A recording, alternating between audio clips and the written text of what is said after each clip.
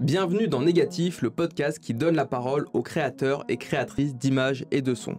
2 fois par mois, nous vous proposons un grand entretien avec une personnalité du cinéma, du son ou de la photographie dont le travail artistique nous a marqués. Je m'appelle Thibaut Elie et je suis accompagné pour ce nouvel entretien de Maxime Rodriguez. Bonjour Maxime. Bonjour.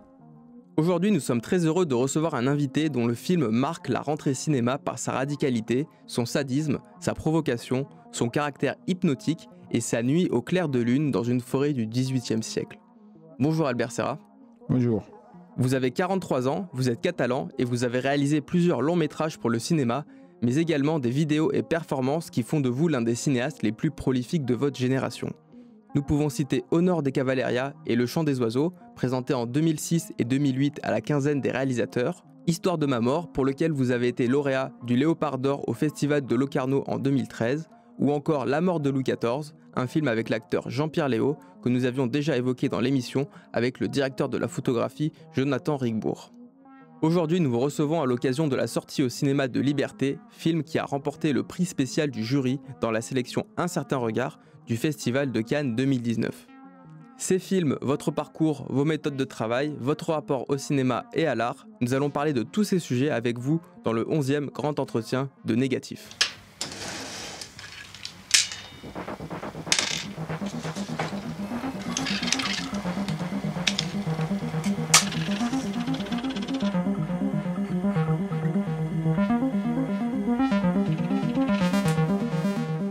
Une première question, Albert Serra. Comment vous définissez-vous en tant que créateur ? Bon, je ne sais pas, je suis un créateur d'images. On pourrait commencer par ici, qui est arrivé à les images par hasard. Moi, j'étudiais de la littérature. Non, mon expression, c'était toujours la langue écrite. Mais pour m'amuser un peu, au début de l'apparition du numérique, je me suis dit, pourquoi pas, on va essayer ça. On s'ennuyait avec les amis à l'été. On voyait que chaque fois, c'était plus ennuyant, chaque était moins intéressant, tout était plus prévisible. Alors, je sais pas, je me suis rendu compte qu'avec des petits outils qu'on pouvait trouver à côté, à ce moment-là, les petites caméras numériques, aussi avec des petits outils humains qu'on pouvait trouver à côté, c'est-à-dire des acteurs non professionnels, des amis qui ont pris les rôles de techniciens dans mes films. À cette époque-là, il y avait déjà un peu d'Internet et tu pouvais te renseigner sur Internet sur tout. Alors, il n'y avait pas de mystère dans la technique cinéma. Et bon, avec ça, je suis devenu créateur d'images et mouvements, c'est la chose que j'aime plus. Parce que toute l'histoire de l'art, de la peinture, même aujourd'hui, l'art contemporain qui est basé sur l'image fixe, ça m'ennuie un peu. Il n'a pas la complexité de l'image en mouvement, où il y a les temps, où il y a des perceptions morales beaucoup plus complexes que le simple côté visuel parfois de l'image fixe. Alors, je sais pas, je suis encadré dans cette obsession pour créer des images et surtout créer des images mouvements inédites, des atmosphères, des images qui sont remplies d'une atmosphère qu'on n'a pas trouvée avant.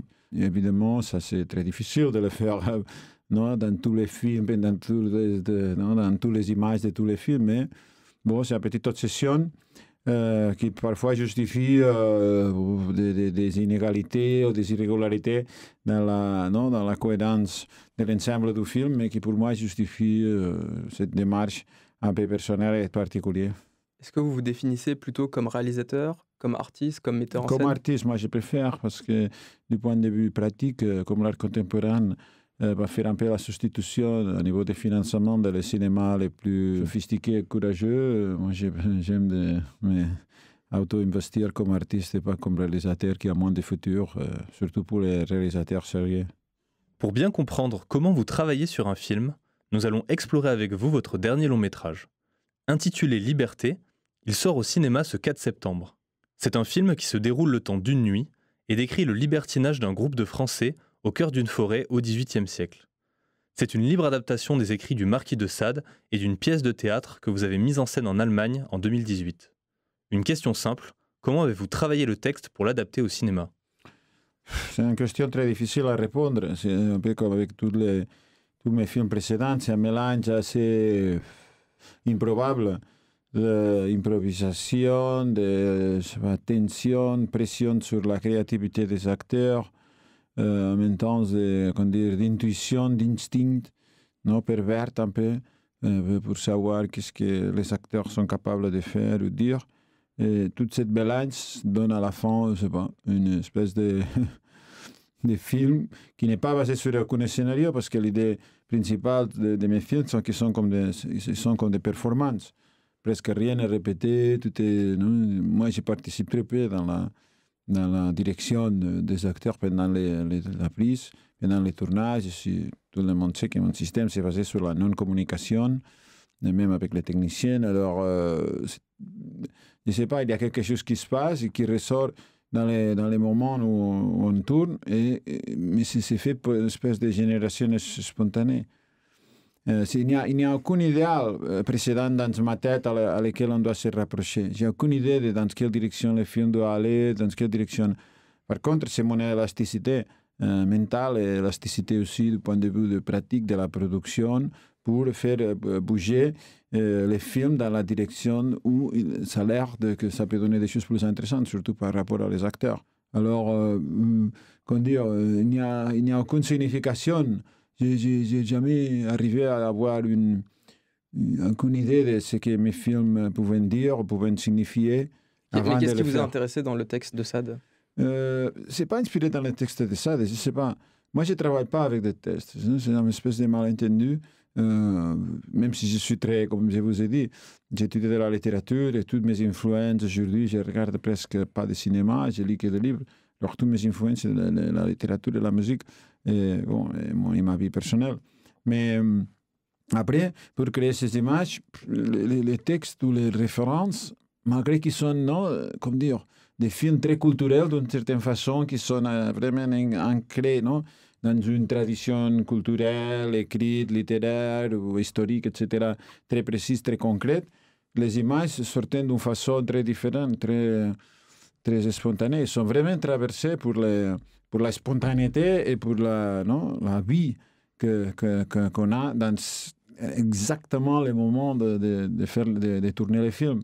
Et ça, c'est beaucoup plus important que toutes les références précédentes qu'on puisse avoir. Alors, oui, le Marquis de Sade, c'était un référent, mais c'était un point de départ toujours. Parce que même déjà faire référence au Marquis de Sade, je trouve ça très prétentieux. Parce que c'est tellement radical et tellement... En plus, une image, tu devrais faire un film gore, tu devrais faire, non, pour vraiment reproduire les passages les plus intéressants, les plus, comment dire, choquants, les plus subversifs de l'œuvre du Marquis de Sade. Ça serait un film impossible de regarder, ou de fabriquer même. Ça serait un film impossible de diffuser. Alors, je trouve ça prétentieux. Alors, bon, très bien, si ça sert pour comprendre un peu dans quelle tonalité, non, on peut définir, non, les films, c'est bien, mais je trouve ça prétentieux. Alors, je crois que les images de mes films et de ce dernier film en spécial, sont plus proches à moi, à les contemporains, qu'à les références écrites. Et ça fait partie de l'originalité de ce film, cette ambivalence. Tu ne sais jamais si tu es dans les décors historiques, décors psychologiques historiques, ou dans vraiment une impulsion du présent pur, au niveau des acteurs, au niveau de l'oppression aussi, hein, c'est un mot peut-être qui est plus adapté à ce qu'on voit dans l'écran. Et cette oppression, il y a une oppression dans ça, une oppression latente qui génère peut-être, je parle maintenant au niveau du sujet du film, au niveau des désirs et surtout au niveau de la logique de la nuit. Cette oppression, je trouve que c'est, non, pour la générer qui soit un peu vraie, tu ne peux pas la représenter. Tu ne peux pas faire un scénario, non, qui va décrire cette sensation très complexe. Est-ce que vous avez écrit un scénario, justement? Non. J'avais écrit la pièce de théâtre, je la connaissais par cœur. Alors, pendant le tournage, je faisais que, je ne sais pas, de lire avec une technicienne qui m'a aidé. On lisait des livres, on notait des motifs visuels, des motifs verbaux, des mots. Vous aviez déjà des images de cinéma, donc, pendant la pièce, ou c'est venu après Non, c'est venu après, parce que j'ai trouvé que dans la pièce, le théâtre, c'est très limité. Vous savez, le théâtre, c'est, je sais pas, les points de vue, sur toute la complexité que vous voyez dans les films, sur les regards, sur la variété des points de vue, sur la signification vraiment du regard par rapport à les images d'un film, par rapport même à l'intérieur du film, dans la narration, c'est qui regarde qui, pourquoi, non? c'est quels sont les allers-retours de ce regard. Dans une pièce de théâtre, c'est impossible, ça, parce que non, tu es là, c'est figé, tu vois toutes les scènes, et c'est tout. Alors, la mise en scène cinéma permet que tout ça puisse être plus complexe et surtout plus confus. Et ce qui m'intéressait, parce que ça fait partie de la confusion, ça fait partie de la perception de la logique de la nuit. Non, comme vous êtes en voie de nuit, tout ça, des mystères, aussi la poésie. La poésie de la logique de la nuit, c'est sa confusion. Alors, non, dans ce film, on a beaucoup développé tout ça, au niveau des sons, au niveau des images. Si vous regardez avec attention le film, surtout si vous écoutez les sons, c'est le son direct, mais bon, après, c'est mixagé d'une façon très sophistiquée. C'est impossible. Il y a plein de subtiles incohérences, de subtiles hésitations. Vous voyez parfois qu'il y a un plan après un autre, ça a l'air d'être un lieu différent, ça a l'air d'y avoir une petite ellipse, mais en même temps, le son est continu. Parfois, dans les différentes couches de son, par exemple, on marque une ellipse dans l'ambiance du son, mais après, il y a un petit bruit au fond qui est continu. Alors, tu dis, c'est quoi ça, non? Tu ne te le dis pas parce que c'est fait d'une façon très subtile, mais ça crée, finalement, dans toute la durée du film, cette sensation, vous avez évoqué, un peu vous êtes dans une espèce de trip irréel, une espèce de fantôme, où vous pouvez, par hasard, projeter tous vos propres rêves, ou toutes vos propres obsessions, ou je ne sais pas, cauchemars pervers, ou je ne sais pas quoi.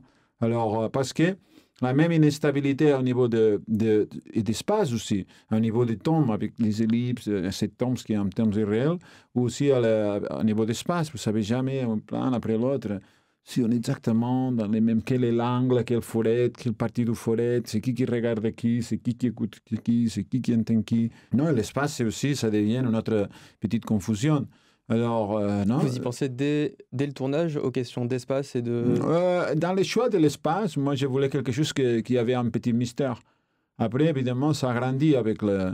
Non, quand on commence à s'approprier de l'espace, on comprend aussi, comme avec les acteurs, avoir les qualités et les défauts de l'espace, ou non, avec quoi on peut vraiment jouer. En fait, c'est ça mon travail, c'est de l'observation des acteurs pendant le tournage, parce que moi, je ne fais jamais des essais. J'ai jamais fait un seul essai dans ma vie, parce que c'est très ennuyant. Et j'ai jamais... Non, c'est comme si vous faisiez un essai de vivre. C'est quoi ça? Ça n'existe pas. Non, vous faisiez un essai... Vous faisiez un essai pour aller, je ne sais pas, coucher avec une fille ou un homme. Non, il n'y a pas d'essai. Non, ça se passe... Vous ne faites pas de répétition avec les acteurs? Non, ça se passe qu'une seule fois. C'est la fatalité de la vie réelle. Et là, même si c'est enregistré avec des caméras, c'est-à-dire que ça va être figé pour toujours grâce à la technologie, mais comme sensation, comme moment de la vie, c'est unique. Alors, moi, je suis très fier de garder un peu cet esprit, parce que si par hasard, les acteurs, à ce moment-là, ils sont aussi traversés par une espèce de vérité. Et si on vraiment travaille dans cette façon qui rejette la représentation, qui rejette l'idée qu'il y a un idéal lequel tout le monde connaît, les techniciens, les acteurs et tout ça, lequel on doit se rapprocher, non, ça n'existe pas, on est totalement aveugle. Non? Moi, j'aime travailler, pour moi, tous les éléments d'un film, ce sont des éléments opaques. Il n'y a que de l'opacité dans tout, soit dans les scénarios, soit dans les décors, soit la personnalité d'un acteur, soit la narration même, que c'est parfois tellement petit, ou tellement abstrait, ou tellement vague que ça ne dit rien. Alors, tout c'est que de l'opacité. Et avec ça, vivre, aller à se confronter ou même à choquer contre cette opacité une fois et une autre, mais d'une façon unique et spontanée chaque fois, pour moi, c'est mon seule façon de travailler que je connais. Et si par hasard les acteurs sont inspirés quand on fait ça, ça donne une authenticité, une atmosphère dans les films assez unique et très difficile de trouver d'une autre façon. Moi, je pense, c'est très difficile que je ne peux pas imaginer qu'un réalisateur qui travaille de la façon plus classique, on peut s'imaginer, puisse arriver à trouver ces moments, cette sensation. C'est impossible. Parce que c'est trop conventionnel, ça ne va jamais arriver, c'est trop contrôlé, c'est trop... c'est même... je sais pas, c'est ennuyant, c'est vulgaire. C'est très vulgaire, en fait. avoir cette prétention de créer quelque chose d'unique avec des moyens totalement conventionnels. En plus, avec les acteurs, qui en général, vous savez, c'est pas... Ils n'aiment pas les scénarios non plus. C'était seulement Jean-Pierre Léo à qui j'ai donné le scénario, je crois, 2 fois dans ma vie, à Jean-Pierre Léo, parce qu'il avait demandé pour curiosité et tout ça. Après, il s'est plaigné. C'est pour ça qu'il ne faut jamais donner, parce qu'il s'est plaigné qu'il avait beaucoup travaillé les scénarios. Et après, on n'a rien fait. C'est sur ce qu'il avait écrit les scénarios. Je ne lui ai jamais demandé de les lire, ou de l'étudier, ou de l'assimiler. Alors... les scénarios, évidemment, c'est nécessaire parce que pour les financements, etc., on doit avoir quelque chose. Mais en même temps, c'est quelque chose qui est utile à moi, qu'à moi. Je n'ai aucun intérêt à donner les scénarios à des acteurs. Pourquoi? C'est une forme de tournage qui a été déroutante pour des acteurs qui venaient pour la première fois sur le Déroutant. tournage, qui a été compliqué à appréhender, par exemple. Moi, pour je ne crois Jean-Pierre pas. Léo. Je crois qu'au contraire, ils se trouvaient plus de plaisir dans cette façon de tourner. Évidemment, ici, il y a les sujets que c'est le côté sexuel, le côté de la nudité. Ça crée toujours une petite tension, c'est vrai, supplémentaire. Ce n'est pas les sujets les plus faciles. Ce n'est pas la même chose de faire un film sur des conversations que de faire un film sur des... Je sais pas. Avec des scènes de sexe, avec des acteurs non professionnels, des gens qui n'est pas habitués à être regardés ou à être filmés plus à poil, faisant des actions un peu osées. Non, évidemment, ça c'est une tension supplémentaire. Mais non, à part de ça, non, je trouve que ça n'a pas été compliqué, c'est très facile. Pour moi ça, ce qui est clair, c'est que je décharge les acteurs de toute responsabilité, de son travail, par rapport à son travail.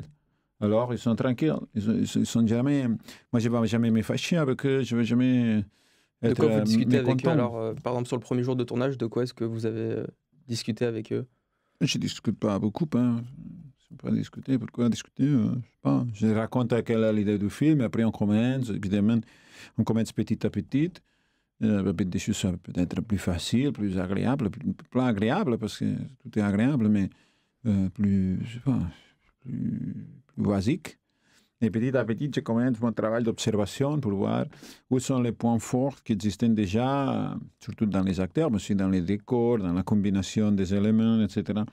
Et comme le tournage est toujours très court, très interne, mon travail consiste simplement à faire ce travail d'observation le plus rapide possible pour commencer, comme je vous ai dit au début, faire bouger les films, virer les films vers, avec toute l'élasticité possible qu'on peut avoir aujourd'hui avec les moyens de production et la façon de produire des films d'aujourd'hui, faire bouger les films de façon qu'ils puissent vraiment accomplir cette espèce de qualité qui nous annonce certains éléments que je peux observer qui sont déjà très forts. Alors, je ne vais jamais demander à un acteur de faire des choses qui je pense qu'il n'est pas forte pour faire. Qu'il n'est pas capable de faire d'une façon intéressante. Alors, c'est pour ça qu'ils n'ont aucune responsabilité. Ils deviennent simplement, je sais pas, faire ce qu'ils sont, c'est tout. Hein. C'est à moi d'avoir la capacité profonde de découvrir et d'utiliser les points forts qu'ils ont déjà. Et à partir d'ici, dès que tu travailles avec les points forts d'une personne, c'est plus facile, c'est vraiment, c'est plus facile pour eux de développer des choses plus intéressantes. Non? Si votre talent très fort, c'est quelque chose, même si vous ne le savez pas, c'est naturel qu'après, vous pourrez, avec une facilité plus grande, faire développer des choses intéressantes que si vous commencez à travailler avec des éléments de votre talent ou de votre personnalité qui ne sont pas intéressants. Ça va prendre beaucoup de temps. Pourquoi? C'est une perte de temps, c'est ennuyant. L'important, c'est de ne pas s'ennuyer. Alors, si tu travailles déjà avec les qualités des gens, c'est plus difficile à s'ennuyer pendant le tournage. Vous filmez régulièrement avec plusieurs caméras, plusieurs cadreurs. Est-ce que ça a été le cas aussi pour Liberté? Oui, toujours, 3. J'ai trouvé un peu ça, que c'est mon dispositif préféré. C'est 3 caméras depuis le premier film. 4, ça serait trop chaotique. 2, c'est très peu. Alors, 3, c'est parfait. Et une, ce serait vraiment pas assez? Une seule caméra? Non, c'est impossible. Parce que d'abord, une donne un point de vue. Moi, j'ai aucun point de vue. J'ai rien à dire. Une caméra, ça veut dire qu'il y a une hauteur qu'il y a quelqu'un qui veut, c'est-à-dire qui a déjà sélectionné une partie de la réalité, parce qu'il connaît déjà, ou je ne sais pas, il a déjà certaines idées sur ce qu'on doit, sur ce qu'on doit tourner, ce qu'on doit dire, ou c'est où la partie intéressante de ce qu'il y a en face de la caméra. Alors, pour moi, ça, c'est absurde. Cette prétention, c'est une autre façon de travailler le cinéma, c'est une autre façon de... Pourtant, dans l'acte de filmer, il y a toujours un point de vue, qui est une caméra, 3 caméras ou 1000 caméras, quelque part. Non, mais plus de caméras, c'est moins de points de vue, parce qu'après, tu ne sais pas qu'est-ce qu'ils ont tourné, tu ne peux pas contrôler les 3 caméras. Évidemment, tu as une vision générale de ce qui se passe en face des 3 caméras, mais après, la différence entre ce que tu vois avec tes yeux humains, de la totalité de ce qui se passe en face de la 3 caméras et la petite partie sélectionnée pour une des caméras, même je sais pas, la signification, la sensation, je sais pas, tout est total, ça peut être même contradictoire avec ce que tu as vu là avec tes propres yeux. En plus, ce que je dis toujours, la caméra a des propriétés que les yeux humains n'ont pas. Alors la caméra est capable de regarder et de voir des choses que les yeux humains ne pouvaient pas. C'est pour ça que j'ai trouvé stupide des gens qui ont les combos, vous savez, les combos, les moniteurs dans les tournages, pour voir les petits combos, les petits écrans, télé, pour voir ce que la caméra tourne, parce que c'est totalement autologique, c'est ridicule. Pourquoi tu regardes ce que la caméra est déjà en train de tourner? Il le fait déjà la caméra. Est-ce que vos cadreurs cadrent, vous choisissez avec eux? Non, normalement non.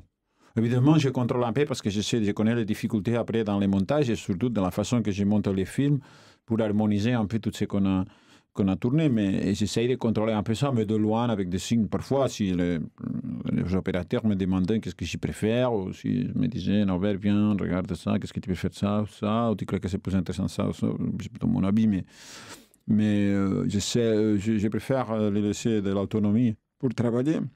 Et ils ont appris un peu ça, je crois, à tous les gens avec qui j'ai travaillé, que la caméra, le potentiel de l'objectif caméra, c'est un potentiel totalement différent du potentiel des yeux humains. Alors, je ne sais pas, l'objectif de la caméra, non, il ne se fatigue pas, il ne pense pas, il n'écoute pas les sons, non, tu les mets tu le fiches dans un morceau de la réalité, il va rester là avec une capacité de pénétration beaucoup plus forte que nos yeux. Il va enregistrer des choses que nos yeux sont incapables de voir, totalement incapables, même si avec la plus forte concentration, parce que ça ne sera jamais la même concentration que l'objectif de la caméra, qui est froide, qui est clinique, qui ne se fatigue pas, comme je dis, qui ne crée pas des associations, qui n'a aucune distraction, qui n'a pas du passé, qui n'a rien. Tu sais, alors les capacités incisives, parfois, dans certains moments de l'objectif de la caméra, c'est beaucoup plus fort que les yeux humains. Alors, mes yeux, ils font complètement une autre fonction dans les tournages que la caméra. À quoi vous êtes attentif pendant une prise? Ça dépend. Normalement, je ne suis pas très attentif parce que je préfère ne pas l'être, pour ne pas me démoraliser pour voir que ce qu'on fait, c'est très mauvais. Mais, et normalement, j'ai décidé toujours de... Je ne regarde jamais la totalité de ce qui se passe. C'est-à-dire, si je regarde ce qui se passe, je n'écoute pas les dialogues, je vais très un peu loin pour ne pas écouter ce qu'ils disent. Et si je vais écouter, par exemple, les dialogues ou ce que les acteurs disent, je tombe des dos et je ne vais pas regarder. Je vais même écouter ou je vais loin et j'écoute avec les casques. Mais je ne vais pas... Tu sais, c'est éviter de faire cette tendance à l'identification constante entre les yeux humains, dans ce cas les yeux du réalisateur, et l'objectif de la caméra. Cette identification, pour moi, c'est horrible. C'est de la photographie, en fait. Ce n'est pas de l'image en mouvement. Cette identification totale, c'est de la photographie. C'est ok, tu fiches un moment, mais l'image en mouvement, ça permet une espèce d'évolution dans nos sensations, dans nos pensées, dans notre moralité, non? Et que la caméra va à les faire d'une façon parallèle. Et après, dans le montage, on va confronter ces deux visions, la vision réalisateur et la vision caméra, pour voir où dans ce processus, dans cette lutte dialectique, il y a la partie la plus... Après, on va peut-être combiner, même si c'est difficile de combiner la vision du réalisateur en abstrait, parce que ça sera toujours à partir des images qui ont tourné les caméras, parce que comme il n'y avait rien aucune idée précédente dans les scénarios, dans la préparation du film, dans ma tête. Avant de faire, c'est très difficile d'établir quelle est la vision du réalisateur. Mais bon, on dit que quand même, à partir au moins de l'analyse des images qui sont déjà faites par la caméra dans cette lutte... Le montage permet de donner votre point de vue? Même pas les montages, même pas les montages. Parce que c'est pas mon point de vue, c'est le point de vue des images. Moi, par exemple, quand je fais les montages, c'est très simple. Je regarde toutes les images du film. Parfois, il y a 200, 300, 400 heures de rush. Sur Liberté, il y avait combien? Je crois qu'il y avait environ 300. Et le film à la fin peut-être même pour moins 260. Et le film à la fin, il fait 2h15. Ouais. Comment bon, Histoire de mort, il y avait 400, plus de 400, environ 450. Et c'est 400 pour chaque caméra ou 400? Non, total. Les sons, c'était 100 heures peut-être. Normalement, on tourne 3, 4, 5 heures par jour de son. Prise son, plus multiplié par 3 pour les 3 caméras. Mais prise son, c'est ça. Alors, 4, s'il y a 20 jours de tournage, je peux arriver à 80 heures de son, 90 sons dans ces tournages, 20 jours, 4 heures par jour. Alors, ça fait ça, total d'environ 100 heures de son, entre 80, 100. Parce que c'est court le tournage, c'est 3 semaines, avec des jours fériés, des jours qu'il y a des problèmes techniques, un tour moins. Alors, on est dans cette. Et après, moi, je regarde les images, je fais le choix des images qui sont pour moi, comme dire, une espèce de qualité en soi. Et après, j'ai fait les montages à partir de ça, mais sans aucune idée. Alors, affirmer que c'est la vision du réalisateur qui s'impose pendant les montages, c'est faux, parce que moi, je fais que sélectionner les images qui sont déjà bonnes. C'est vrai que peut-être je peux un peu les combiner d'une façon plus originale ou moins originale, mais les images sont déjà bonnes, ce n'est pas moi qui les a fait alors. C'est pas moi qui les a choisis parce que c'était tellement évident qu'ils sont mieux, pardon, excusez-moi, je vous ai coupé. Mais on est là, 2-3 monteurs, les 3 monteurs, on a presque tout le temps le même avis sur tout. Et c'est pas parce que moi j'ai dit rien et les autres disent oui, non, c'est évident que c'est tellement évident. Quand tu as développé une capacité d'analyse critique de tes images, quelles sont les images qui sont bonnes et qui sont mauvaises, c'est tellement facile et c'est pas simple de les reconnaître que. Et après, c'est ça, c'est eux-mêmes qui s'imposent. Et après, c'est à nous de donner une cohérence, mais pas une cohérence au niveau du sens, ou une cohérence. C'est plutôt une cohérence comme un poème, c'est une cohérence rythmique, une cohérence non, au niveau de, je sais pas, d'une sonorité dans les sens les plus, comment dire, les plus ouverts, non, possible à ces images. Mais ce n'est qu'ils vont se construire eux-mêmes parce que, je sais pas, j'ai aucune responsabilité. Et c'est pour ça que moi j'avais dit un jour, mes films, mes films, dit en anglais, unfuckable dans le sens que tu ne peux pas imaginer quel était l'idéal de le film à lequel il devait se rapprocher, et s'il arrivait à réussir à faire ça ou pas. C'est très difficile en regardant les images de dire non, le film est raté ou est un échec parce que ici, il y a ce défaut, ici, cet autre, parce qu'on entend, non, on a l'intuition que s'il y a une erreur dans le scénario, non, ou que si le scénario c'est mauvais, ou c'est pas très bien développé, ou ce personnage est resté dans la... Non, c'est trop... il manque une scène. Je peux dire, un film, il manque une scène, il y a une scène de plus, non? C'est un peu tout... c'est la démarche de tout le cinéma d'avant-garde des années 60. Hein, tous les éléments sont au même niveau dans un film.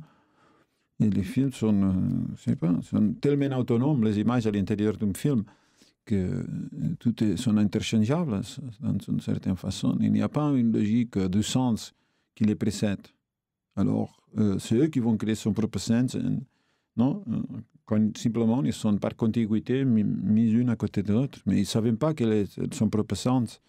Avant d'être... C'est pour ça que l'image en mouvement est intéressante, parce qu'elle permet ça. En termes de rythme, oui, en termes de rythme, en termes de contiguïté, oui. Quelque chose de très lent, c'est quelque chose qui caractérise votre cinéma. Oui, des plans très longs. Bien sûr, parce que ça change à la perception. Ça change à la perception. Qu'est-ce que vous voulez créer avec cette lenteur, cette durée aussi? Moi, je ne pense pas que c'est en lenteur. Hein. Moi, je dis que mes films sont à la vitesse appropriée. La lenteur, ça serait une erreur si les films sont lents. Non, ils sont à la bonne vitesse. une vitesse parfaite pour les images. Chaque plan a la durée parfaite. Alors, je ne sais pas pourquoi les gens de l'Inter, hein. Peut-être les autres films sont trop rapides, non? Vous ne trouvez pas? J'ai jamais entendu critiquer un film et dire non, c'est trop rapide, ce film. Non, c'est rapide. Bon, parfois on dit c'est comme un vidéoclip, on n'a même pas de temps de rien voir.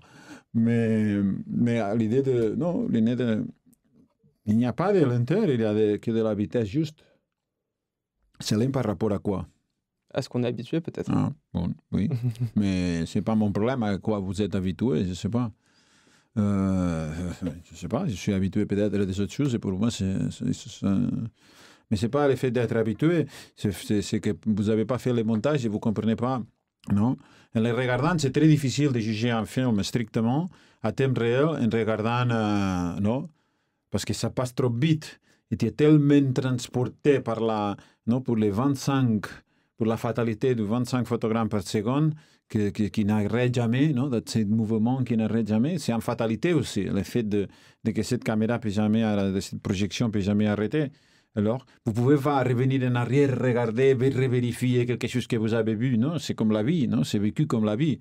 Alors, pour vous, c'est très difficile vous êtes tellement emporté comme spectateur de sensations non superficielles dans les bons sens, hein? Superficielles dans le sens que c'est une interaction non très organique entre votre corps et les mouvements de les images et de la projection qui pour vous mais je pouvais vous dire comme monteur du film qu'ils ont la bonne vitesse et que c'est d'une façon scientifique pensée. Normalement, je peux me tromper, on peut faire des petites erreurs dans les montages. Parfois, quand je regarde mes films, je analyse des choses, je dis, ici peut-être, vous savez. Non, il y avait des petites, mais en général, non. Nous allons revenir en arrière dans le temps et explorer votre parcours depuis vos débuts. Vous avez suivi des études de lettres, mais vous n'avez pas fait d'école de cinéma. Mais est-ce que le cinéma vous intéressait déjà à cette période? Oui, j'étais cinéphile. Mais jamais, quand j'étais cinéphile, je n'avais jamais imaginé que je serais réalisateur. Donc, j'étais cinéphile comme spectateur, aussi comme intéressé à les films un peu avant-garde, un peu transgressifs, un peu, non, comme avec la littérature, comme avec l'art, toujours intéressé, je ne sais pas, les avant-gardes du XXe siècle, début du XXe siècle, les années 60. Quels auteurs il y en avait en particulier ou c'était... Oui, toute la nouvelle vague, les auteurs américains des années 60, tout ça. Mais c'était comme spectateur, pas jamais comme, non? Comment dire, avec l'idée que moi-même, je faisais partie de ça. Ce qui m'a donné peut-être mon style particulier, parce que normalement, quand quelqu'un veut être réalisateur, il a, non, une petite envie, un petit désir de faire partie d'une tradition, ou une petite, comment dire, tendance à l'émulation des choses qui l'ont précédé, de vouloir s'intégrer dans un monde, mais pas avec moi. Alors, ça m'a donné peut-être une liberté supplémentaire, l'idée aussi de le faire seulement qu'avec le numérique, parce que je pensais que ça serait la seule façon d'avoir travaillé avec les acteurs, mais surtout, et ça c'est la vraie raison pour avoir décidé de devenir réalisateur, que ça serait drôle. Que vraiment fabriquer un film, surtout dans les tournages, on parle, ça serait super drôle parce que les moyens numériques nous éviteraient de faire tout, comme dire, les côtés travail professionnel qu'avec le numérique on pouvait éviter. Alors on pouvait se concentrer avec les folies, avec s'amuser, non, sur les aspects du film qui normalement sont négligés parce que la pression de la technique et surtout l'idée de préparer des plans, non? De préparer des plans. Ce qui est naturel, parce que quand tu tournes en 35, non, c'est normal de préparer des plans, parce que c'est tellement compliqué. Non, avec les points, la caméra lourde, l'illumination, l'éclairage, pardon. Tout ça, c'est tellement compliqué que c'est naturel de penser les films en plan, mais ça, c'est tellement ennuyant. Et vous, comment vous êtes passé de spectateur à créateur? Je vous ai dit, avec les numériques. Un jour avec les amis, il y a des caméras. Vous avez trouvé une caméra et vous avez commencé à expérimenter, à tester des choses? Oui, j'avais des amis qui étaient des gens qui étaient un peu dans les milieux de fabrication de, je sais pas, des images, qui avaient déjà les premières Final Cut avec le premier ordinateur, le premier personnel, un disque dur qui faisait à cette époque-là, avec beaucoup de problèmes techniques toujours, etc. Pas comme aujourd'hui, mais on envisageait que c'était possible. Et comme moi, il y a beaucoup de gens dans le monde. Il y a des gens qui continuent fidèles à cette vision. Si vous regardez un film de Lav Diaz, un film, je sais pas, One Bing, tout ça, les gens encore les mêmes caméras, pas les mêmes, mais l'équivalent des caméras similaires. Ils sont un peu... ils sont immunes, non, on pourrait dire ça, c'est français ça, non? Immunes à l'influence, je sais pas, de la haute définition ou de la pression de l'industrie pour utiliser, non? Ils utilisent les caméras qui sont, qui servent, ou qui les servent à eux, qui servent à son style. C'est pas l'inverse, c'est pas que tu as une caméra, après tu vas t'adapter à la caméra. Non, putain, c'est l'inverse, la caméra, ça doit s'adapter à toi. Non? Et ça, c'est une autre chose que la technique. Non? Et c'est ça qui crée une méthodologie qu'aujourd'hui, je le pense plus souvent. La méthodologie, c'est la seule garantie, même la seule légitimité que nous pouvons avoir en méthodologie personnelle et qui va garantir un style personnel et que maintenant, ça donne une légitimité de vrai créateur. Alors, quand il n'y a pas ça, c'est totalement contradictoire avec l'idée d'une école cinéma. Mais bon, c'est pas contradictoire. Dans une école, normalement, ce que tu fais, c'est t'inspirer, non? Peut-être il y a quelques profs ou quelques personnes qui vont t'inspirer simplement, mais au niveau de ça, apprendre des choses utiles, très peu, non? Dans toutes les universités, dans tous les domaines, tout dans les côtés artistiques, je veux dire. Mais nous, on avons compris tout de suite que la caméra, c'était à notre service, pas à l'inverse, et qui va faire des fonctions différentes à nos yeux. Et ça, c'était clair. Imaginez Wang Bing, je ne sais pas, qu'on est fait à l'ouest d'Israël, qui dit, ah non, c'est mes yeux qui vont voir ça et je vais les filmer. C'est impossible. La caméra va toujours en avance que les yeux. Tu filmes tout, tu es capable de vraiment d'enregistrer, de suivre, d'avoir des intuitions, la caméra. Non, les bras avec la caméra a des intuitions plus fortes que si son yeux doit penser à des choses, réfléchir et la projeter, après essayer de la filmer en face. Mais c'est trop blanc, ça. C'est trop... évidemment, c'est des styles différents de cinéma. Peut-être vous direz que c'est des documentaires, je ne sais pas. Vous posez cette question entre fiction et documentaire sur vos premiers films? Oui. Moi, j'aime pas beaucoup ça. Parce que le documentaire, moi, je trouve surtout dans les sociétés occidentales qui sont pas intéressants parce que les problèmes qu'ils traitent, c'est pas intéressant. C'est simplement ça. Ah, tu vas en Chine, tu vas en Russie, ça commence à être plus intéressant, non? Mettre la caméra en face de la réalité dans n'importe quel sujet, c'est tellement affreux, non? Ce qui se passe là. Que la caméra, comme j'ai dit, dans cette capacité qu'il a, différente à les yeux humains, il peut tout de suite, je ne sais pas, manger des réalités et la processer pour en donner une finition, une vision, une image, vraiment, non? Une image pour nous beaucoup plus intéressante que ce que nos yeux pourraient regarder ou même imaginer. Alors... et parfois, il y a cette... Pour moi, là, le documentaire, j'ai fait une conférence une fois, parce que le documentaire doit avoir une petite ambiguïté, sinon c'est tellement ennuyant, sinon c'est toujours didactique.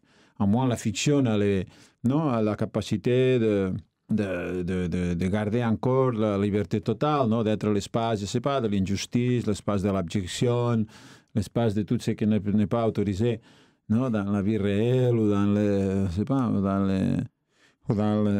les livres ou les films didactiques ou éducatifs. Non? La fiction peut contenir tous nos rêves noirs, tous les pires qu'on a dans nous. Non? Aussi le mieux, mais le pire aussi. On peut jouer avec ça. On peut manipuler ça. On peut... Non? Mais les documentaires, non. C'est absurde de créer un documentaire basé sur l'injustice ou sur les mensonges. Non, il y a un compromis avec la réalité, même un compromis moral. Alors, ça c'est évident, ça les rend plus ennuyants de mon point de vue pour cette raison, mais en même temps, peut-être il y a une noblesse derrière.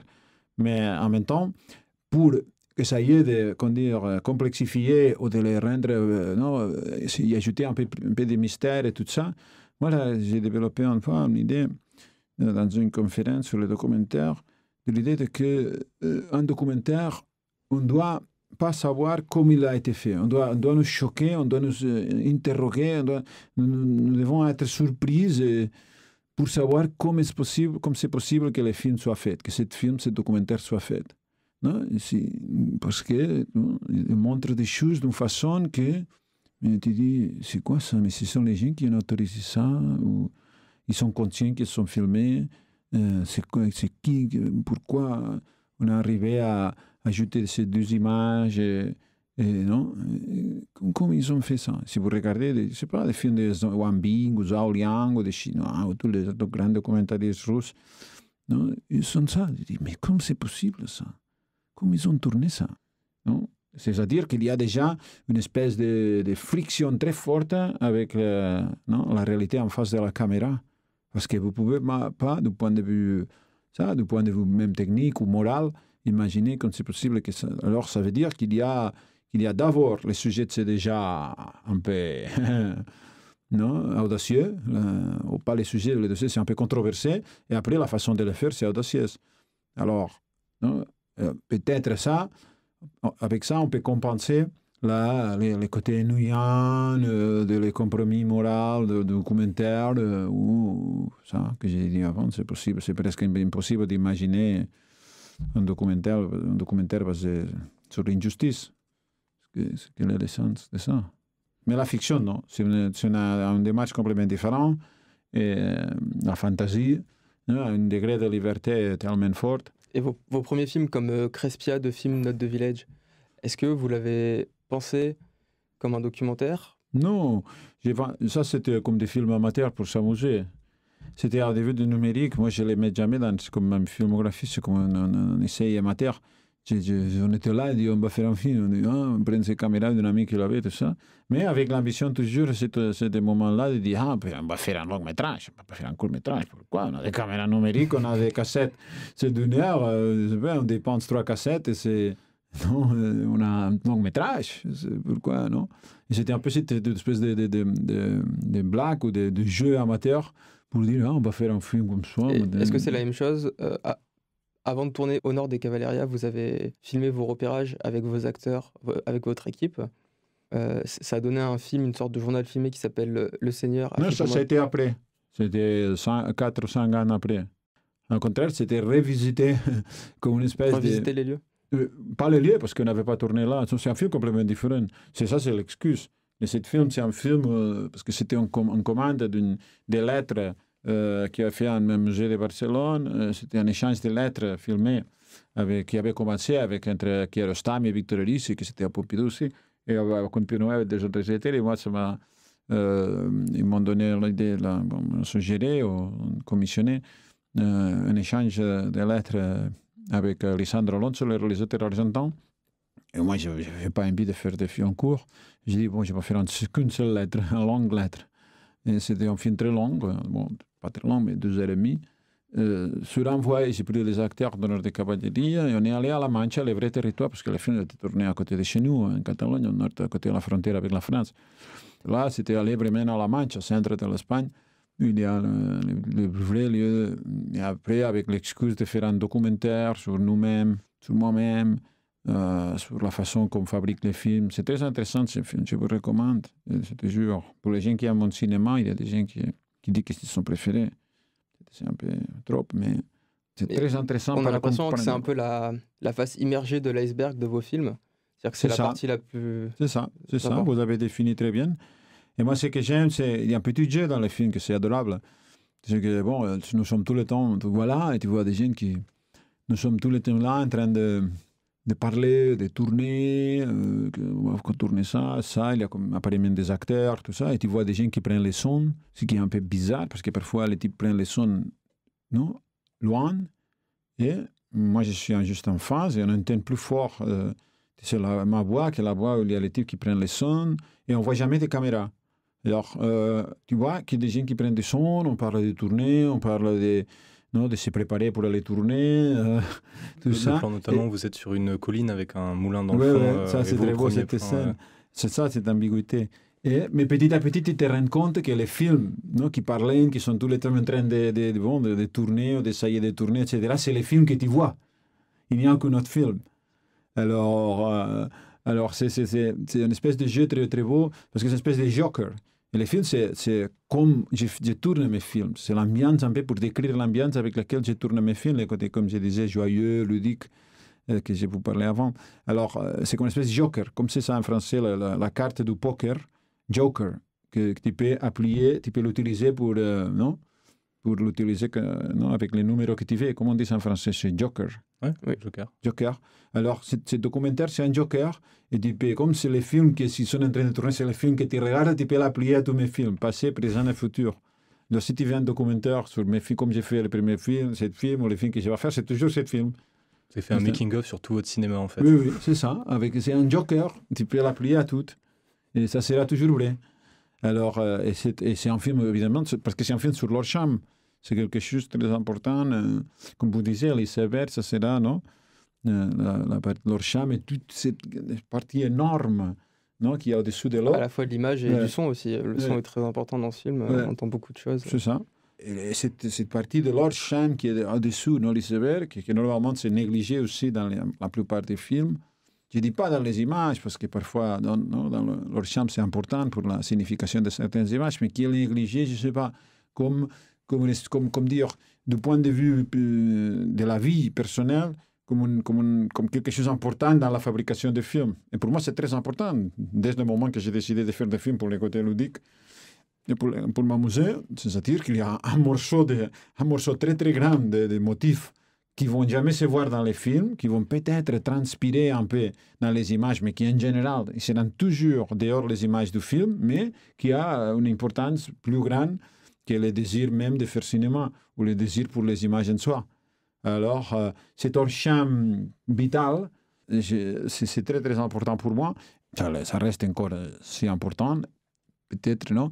La démarche formaliste de sophistication formelle de mes films a pris en place chaque fois aussi plus important, surtout pour l'évolution en général du cinéma contemporain, aussi pour ma propre évolution personnelle par rapport à mes images, mais c'est-à-dire que j'ai fait attention d'une façon très précise sur tous les côtés formalisme maintenant de tous mes films. Avant, c'était un peu plus, comme dire, c'était plus dans un côté, il y avait une volonté organique, du minimalisme un peu grandiose, un peu provocateur, mais toujours, tu sais, on s'est conformé avec une organicité, une intégralité, une organicité intégrale, non? Et maintenant, c'est, non, l'aspiration baroque, non?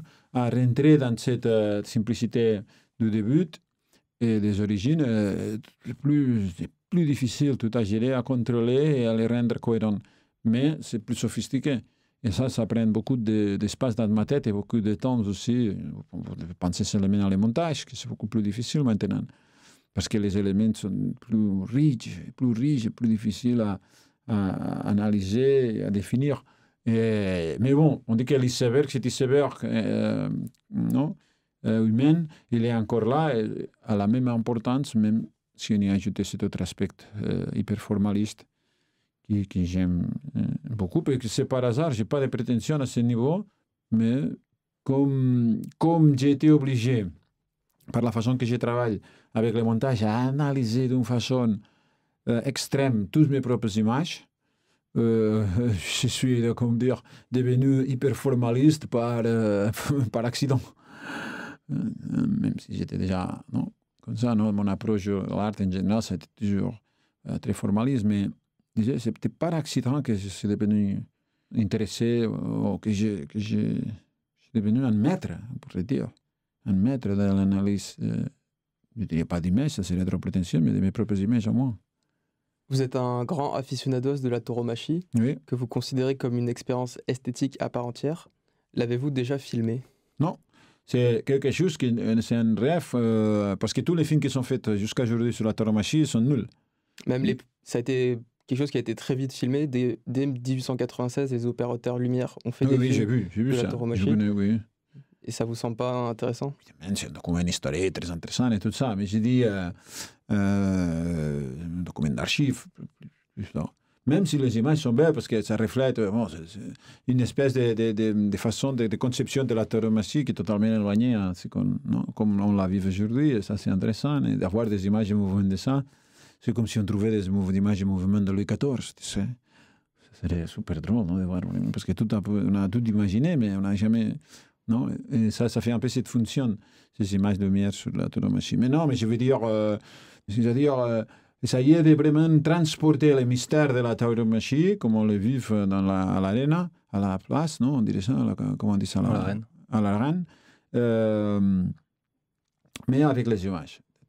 Traduire, transporter ça. C'est très difficile parce que le côté mystique est tellement important dans ces rituels. Et aussi, les toreros, normalement, sont très...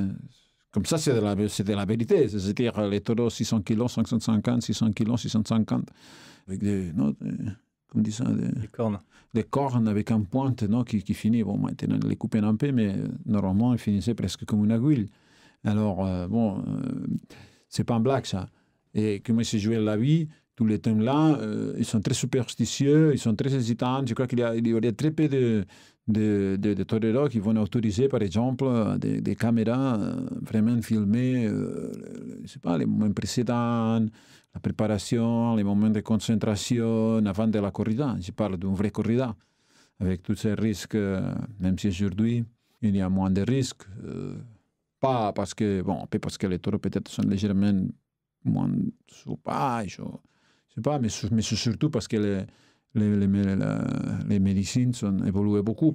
L'hôpital à l'Arena, ils sont beaucoup plus modernes, beaucoup plus... Avant, les gens mouraient parce que simplement, je sais pas, ils n'avaient pas les moyens de les guérir s'il y avait quelques accidents à l'Arena parce que c'était très primitif. Mais dès que l'évolution de l'infirmerie, hôpital à l'Arena a évolué d'une façon très moderne, c'est moins risqué. Mais bon, ça quand même, ça reste très, très dangereux. Et je pense, c'est un pur rêve. Et maintenant, j'ai des producteurs, parce que moi, je ne vais pas m'occuper de ça. Je suis producteur, mais je ne voudrais pas m'occuper de ça au niveau de production. Mais j'ai des autres producteurs en Espagne qui, peut-être, vont essayer de le faire. Et il y a plusieurs. Moi, j'ai écrit un texte très long dans une conférence qu'on avait fait dans une table ronde à la Maestranza, à la place de l'Arena de Séville, où j'ai parlé précisément dans ce cas, de la retransmission télévisuelle de la corrida. Et comment on devait faire, pourquoi je croyais que ce n'était pas bien fait, etc. Et quels sont les enjeux par niveau de plan général, de description du riol. Parce qu'il y a une contraposition toujours dans la corrida, que c'est la contraposition entre le côté ritualistique, c'est-à-dire hyper codifié, la beauté du rituel codifié, c'est-à-dire ça s'adapterait peut-être intuitivement à les plans généraux, à une vision générale, avec un rythme, qui a un rythme interne, ritualistique, avec des plans élargis, mais en même temps, ça se confronte toujours avec l'imprévisibilité et la violence extrême du taureau, en tant qu'animal imprévisible, dangereux. Et ça, peut-être, il n'a pas ce rythme interne du rituel, il y a un rythme de réaction. Ce n'est pas un rythme d'action, mais de réaction imprévisible. Comme des gestes violents et dangereux. Alors ça, on ne peut pas les filmer comme si c'était avec des plans élargis, des plans parce qu'on ne voit pas ça. On est trop loin, on ne capte pas la violence et l'imprévisibilité de cette réaction permanente. Et ça serait pas possible de se confronte avec l'action du rituel, que c'est déjà pensé, codifié, et ça se crée en positif. Et, quand la réaction du taureau, c'est toujours ça, c'est un négatif. Il coupe quelque chose, il essaye de couper, tout est encadré dans une espèce de ligne, dans l'espace, dans les tempos, dans les mouvements, pour domestiquer les mouvements, la sensation, les corps du taureau, mais il essaye toujours de les couper, d'échapper à ce contrôle. Alors, cette imprévisibilité doit être tournée d'une autre façon. Bon, ça, c'était un peu le contenu de ma conférence, mais je vais dire que j'ai beaucoup analysé tout ça, et c'est un vieux rêve aussi dans la poésie romantique de jeunes toreros, même encore maintenant. Imaginez-vous quelqu'un qui veut être torero, à 12, 13, 14 ans, il a l'obsession d'être torero, de se jouer la vie tous les jours, dans les gratuits les plus absolus. C'est ça, c'est une espèce de spectacle entre esthétique et ça, atavique, et des spectacles de cirque aussi, d'une certaine façon, ou de danse, super sophistiquées, ou des danses macabres en même temps, ou la violence réelle, parce que les taureaux, ce qui n'est pas très populaire aujourd'hui, souffrent beaucoup. Bon, c'est des éléments très intéressants, je pense, du point de vue visuel, et qui n'ont jamais, tous les films fiction sont nuls. Il y a des essais, hein, mais il n'y a jamais un seul film arrivé à capter un centième de tous les potentiels. C'est un problème de la caméra. Est-ce qu'aujourd'hui ce serait pas plus simple avec des GoPro, avec des caméras embarquées? Peut-être. On devrait réfléchir profondément à ça et voir. Et surtout, c'est ça, c'est la mystique qui arrive de la partie Toledo et l'accès que tu peux avoir à ça, non? Un peu à la tête de Toledo. Non? À la tête de Toledo, l'accès à ça. C'est pas l'accès avec la GoPro à l'écorce de Toledo, mais à la tête de Toledo.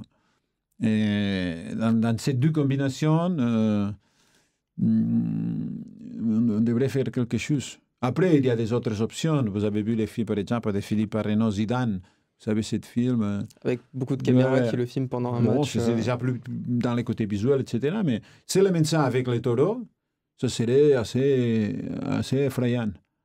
Les mêmes dispositifs similaires.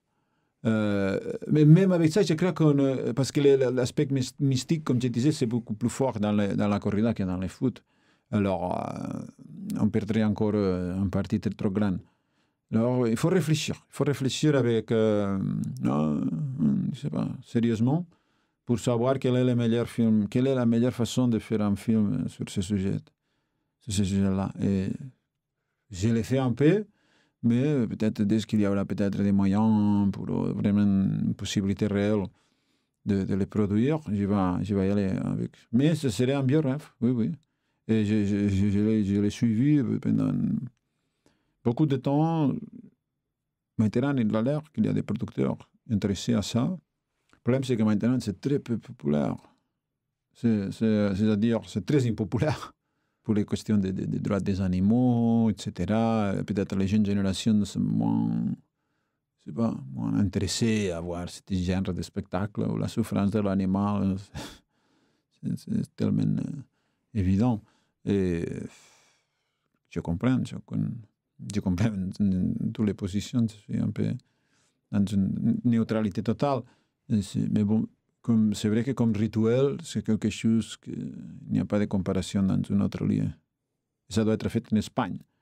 Il n'y a aucune possibilité de le faire à l'étranger parce que seulement en Espagne, il y a la tradition, la vraie tradition profonde de ça. Autre question, la question de la lumière. Nous l'avions évoqué en début d'émission. Vous avez engagé comme directeur de la photographie Jonathan Egbourg pour La mort de Louis XIV, une fiction qui raconte la mort du roi Soleil, incarné par Jean-Pierre Léaud. Qu'est-ce qui vous a motivé à choisir ce jeune chef-opérateur français? Bon, il avait déjà travaillé avec Jean-Charles Jus, et on le connaissait parce qu'on avait des amis communs, etc. Et bon, c'était une possibilité. Moi, j'ai de travailler avec des jeunes opérateurs ou directeurs de la photographie ou de tout. Non? Je n'ai jamais travaillé avec des techniciens expérimentés, c'est-à-dire des techniciens avec une longue carrière derrière, qui théoriquement devaient garantir une espèce de qualité standard, une espèce de savoir-faire. Non, moi je déteste ça, alors je préfère toujours de mentorer des jeunes techniciens ou je sais pas, non, où il n'y a pas de garantie. C'est précisément tout le contraire, comme avec les acteurs. Moi je ne suis pas un réalisateur. Bon, maintenant je suis un réalisateur très... Comment dire en français ça? Reliable. Je suis très... professionnel pas professionnel, c'est pas le mot, mais très sûr, très assuré de soi-même, mais en même temps, je préfère ça. Je n'avais pas commencé comme ça. Moi, j'ai jamais étudié de cinéma. Tout ce que j'ai appris ou tout ce que j'ai fait, je l'ai fait parce que je l'ai fait moi-même. J'ai jamais assisté à un tournage d'une autre personne. Je suis allé un jour, après quand j'avais déjà fait plusieurs films, dans un tournage de Sokourov, ici à Paris, on a tourné cette film francophonie, mais c'est la seule fois que je suis assisté à un tournage qui n'était pas un tournage à moi. Alors, tout ce que j'ai décidé de faire, appris, ou ma façon de travailler, de disposer les éléments, c'est à moi, c'est qu'à moi. C'est à moi, c'est partagé pour beaucoup de gens dans le monde, j'imagine. Mais je ne l'ai jamais vu, personne ne me l'a raconté avant. Alors, non, comme un écrivain. vous savez comment écrivait, je ne sais pas, Saint-Simon, s'il passait beaucoup d'air, s'il corrigeait beaucoup, non, s'il le faisait comme ça, s'il prenait des notes ou pas, s'il se rappelait de tout, non. Il y a très peu d'écrivains qui savaient exactement, qui vont essayer de copier, non, la façon d'écrire ou la méthodologie d'écriture de notre écrivain. D'abord parce qu'on ne la connaît pas.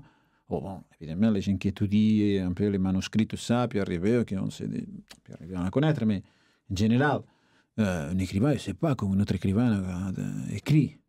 Et chacun trouve sa propre façon d'écrire. Est-ce que vous recherchez un style d'opérateur? Est-ce que vous considérez le chef-op comme un technicien ou plutôt comme un collaborateur artistique qui peut enrichir votre vision? C'est un collaborateur artistique qui peut enrichir la vision, bien sûr, parce que c'est tellement important, non, la lumière, évidemment les cadres, la façon de composer les plans et tout ça. Même si dans mes films, comme je dis, il y a 3 opérateurs autonomes qui travaillent chacun à sa façon et sans être contrôlés d'une façon très directe pour le directeur de la photographie.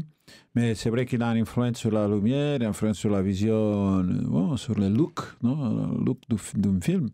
Alors, ça, dans l'écran, dans les films finis, c'est très important. Évidemment, aujourd'hui, peut-être ça a rendu un peu moins relevant certains attributs de la directeur de la photographie parce que la post-production numérique ouvre une porte tellement immense de possibilités pour retoucher les plans, et la lumière, les couleurs et tout, même de faire des images de synthèse, etc. Et que bon, peut-être c'est moins la fatalité des décisions des directeurs de la photographie, peut-être sont légèrement moins transcendants qu'avant. Mais bon, ça reste quand même peut-être les techniciens les plus importants dans la fabrication d'un film. C'est très important. Je pense de travailler en harmonie avec le directeur de la photographie. Moi, je n'aime pas en général de travailler en harmonie, c'est-à-dire, je pense que parfois c'est redondant, c'est tautologique que tout le monde travaille dans la même direction. C'est pour ça que je préfère la non-communication et l'autonomie, parce que je pense que c'est une forme d'essai et d'erreur, que si tu peux permettre ça au niveau de méthodologie, de financement, etc., je pense que c'est plus intéressant que dire cette communauté d'intention d'une équipe parfaite. Mais bon, avec certaines limites, je ne sais pas. Comme toujours, c'est comme avec les acteurs. Tu sais, tu espères qu'ils vont aller dans une direction intéressante, tu ne sais pas quelle, ils ne savent non plus, mais bon, on essaye tous de faire le meilleur film possible. Et parfois, c'est vrai que le meilleur film possible passe un peu pour la discussion, un peu pour la tension. Non? Moi, je pense que la tension, c'est nécessaire pour donner de l'énergie à les images. Et comme créer cette tension qui soit... Et la tension, ça doit être réel, ça ne doit pas être agréable, parce que sinon, ça serait de la fausse tension. Alors, avec la photographie, c'est un peu la même chose. Il doit y avoir un peu je sais pas, des défis, des problèmes. Évidemment, on discute avant de tourner le film, avec de l'image du film, la façon qu'on va tourner, la caméra qu'on va utiliser, on fait des tests, etc. Mais après, j'essaie d'oublier. J'essaie de déléguer toute la responsabilité de ça au directeur de photographie. Même, je ne fais même pas le checking des images après. Il y a quelqu'un qui s'occupe de ça, un monteur qui s'occupe de ça, et s'il ne me donne pas, des avis graves sur ça, je ne vérifie même pas. Je n'ai même pas regardé les images de mes films avant de finir, presque jamais. C'est personnellement s'il y avait quelques problèmes techniques que je devais absolument vérifier. Mais ça va arriver souvent et je préfère rester dans cet aveuglement par rapport à la technique et par rapport à ses résultats, en moins pendant les tournages. Vous faites des films qui ne se déroulent pas dans un espace-temps qui est proche de notre monde contemporain? Non, j'ai fait des films qui sont dans notre monde contemporain, mais bon, le problème c'est que dans les films fiction que j'ai fait, les derniers films fiction, c'est vrai qu'ils sont avec ambiance historique, 18e, et bon, deux dans la fin 18e, début 18e. Mais bon, c'était un hasard. Est-ce que vous les pensez comme je ne suis pas un spécialiste de ça, hein, c'est arrivé par hasard. Est-ce que vous les choisissez comme un espace-temps propre ou pour Propre, c'est-à-dire à moi. Oui. Non, non, je ne sais pas, je vous dis, c'était un hasard. Pour les films de l'art contemporain, qui sont des films narratifs, etc., j'ai fait tous des films sur aujourd'hui. Maintenant, je vais faire des films dans l'ambiance dans le présent. Peut-être ce que j'aime, c'est un monde un peu fermé, un peu isolé de le monde bourgeois où on habite. C'est la seule chose que je... Mais ça peut être dans les contemporains, on peut aller, je sais pas, tourner à la campagne, dans un lieu un peu plus isolé, où on peut vraiment nettoyer notre imaginaire et notre sensibilité, non, de les sensations, de les images quotidiennes qu'on a tous les jours, et ça suffit. Évidemment, si on le fait en costume, c'est plus drôle, c'est une façon plus efficace de nettoyer toutes ces images, parce que ce monde, ça n'a rien à voir avec les nôtres. Mais... Vous y cherchez quelque chose en particulier, donc dans ces époques, notamment le 18e?